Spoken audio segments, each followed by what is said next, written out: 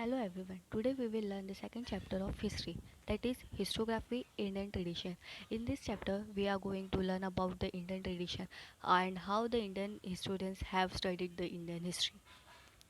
Here are the some topics of this chapter: tradition of Indian historiography and Indian historiography various ideological framework. In the last chapter we have studied the Western historians on the thinking of the Western historians, how they have studied and how they have examined the facts and wrote about the history. And in this chapter we will learn Indian tradition and about the Indian historians.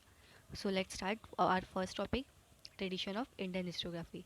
We learned about the Western tradition of historiography in the last lesson. In this lesson we will learn about the tradition of Indian historiography. Indian historiography is divided into three periods, that is ancient period, medieval period and modern period.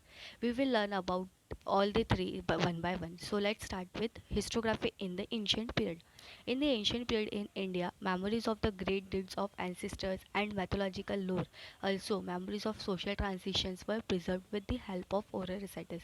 As we all know, we have different types of sources for the preservations of information, like written source, oral source, material source. हाँ, ये सब source के through हम हमारे information store करते हैं, preserve करते हैं. In this we have preserved the facts in oral sources like poems, stories, povadas. In all these forms we have preserved. The inscriptions on the Harappan seals and other artifacts confirm that Indians had mastered the art of writing as early as the 3rd millennium BCE, that is before Common Era, or perhaps before that. It means that by the inscription on the Harappan seals, we come to know that Indians have mastered the art of writing. However, the Harappan script is not yet successfully deciphered, that means decoded. अब तक हमारे जो Harappan script है वो decoded नहीं कर पाए हैं. Scientists are still trying to decode it. The earliest known written documents of historical nature found in India are in the form of inscription. All these are in the form of inscription. They are dated to the 3rd century BCE, that is before Common Era.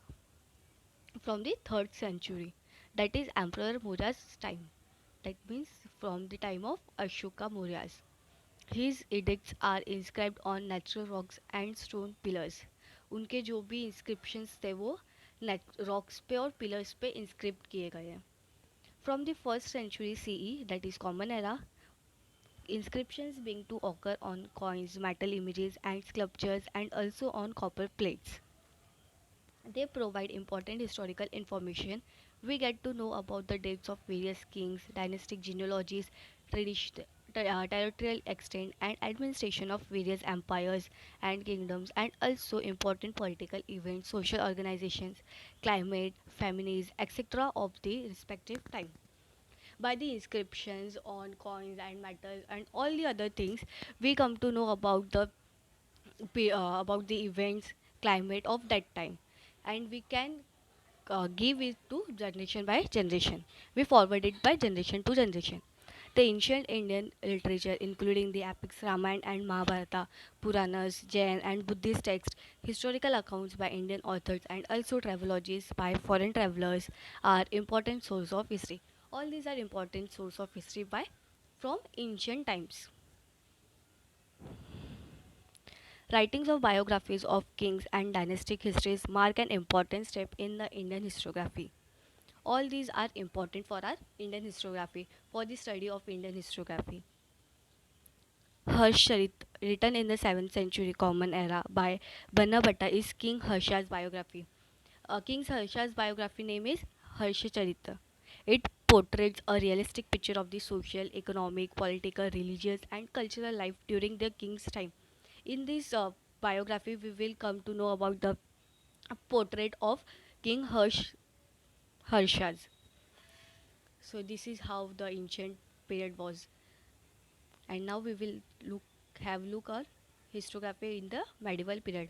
The style of writing Rajtarangani, the history of Kashmir by Kalana in the 12th century Common Era, is quite close to the concept of modern historiography.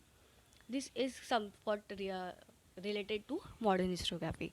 Kalhana himself says that he wrote these texts after critically examining various sources like inscription, coins, remains of ancient monuments, dynastic records, and local tradition.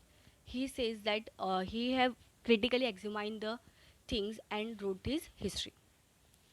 In the medieval India, the historians and the courts of Muslim rulers were influenced by Arabic and Persian historiography. Among them, Ziauddin Barani holds an important place. In the medieval India, historians in the courts of Muslim rulers were influenced by Arabic and Persian historiographies by their historians. Among them, Ziauddin Barani holds an important place in Tariq-e-Firuz Shahi, a book written by him.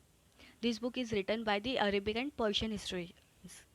According to him, the historian's duty is not limited only to the recording of the ruler's failure and policies of welfare, but he should also write about the ruler's failing and incorrect policies.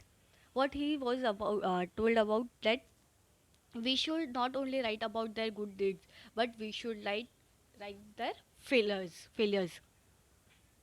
Barani further says that historians should also take into consideration the impact of the teachings of the wise, the learned, and the saints on the cultural life of people. Thus, Barani expanded the scope of historiography. He expanded the scope. For the historians in the Mughal courts, praising the emperors and exhibitions of loyalty become more important. The customs of adding suitable poetic quotes and beautiful picture was also introduced. Quotes and poems were introduced by them. Babur, the founder of the Mughal Empire, wrote an autobiography entitled Tuzuke Babri. This was written by Babur. It contains the descriptions of the battles fought by him. In the autobiography Tuzuke Babri, it contains descriptions of the battles fought by Babur.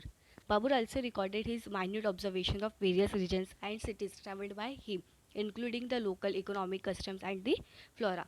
In the book Tuzuke Babri, he not only described the battles fought by him but also about the observations and the records of cities he traveled by him and their, how it was like flora, fauna, economy, all that.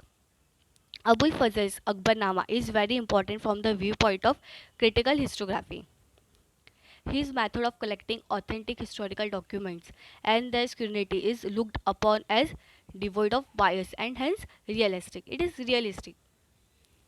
Bakar is an important type of historical documents of medieval time. It is very important. It contains eulogies of the heroes and stories of historic events, battles, lives of great men. Bakar contains the events of battles and how the great leaders have suffered and how they lived. Marathi Bakars are of various types. Sabhasad Bakar was written by Krishnaji Anand Sabhasad during the reign of Chhatrapati Rajaram Maharaj. It is an important Bakar for getting information about the rule of Chhatrapati Shivaji Maharaj. If you want to know about the Chhatrapati Shivaji Maharaj, we can read the book Sabhasad Bakar. It will contain all the things of Shivaji Maharaj. Bhausahebanchi Bakar describes the Battle of Panipat. If we want to know about the Battle of Panipat, we can study Bhausahebanchi Bakar. Another Bakar entitled Panipatachi Bakar is also about the same event. It is also about the Panipat.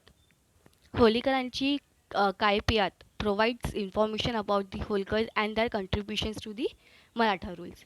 Bakars can be divided into various types such as biographies of kings, dynastic history, descriptions of events, history of a sect, autobiographies regarding grievances based on mythologies, and state administrations by a king.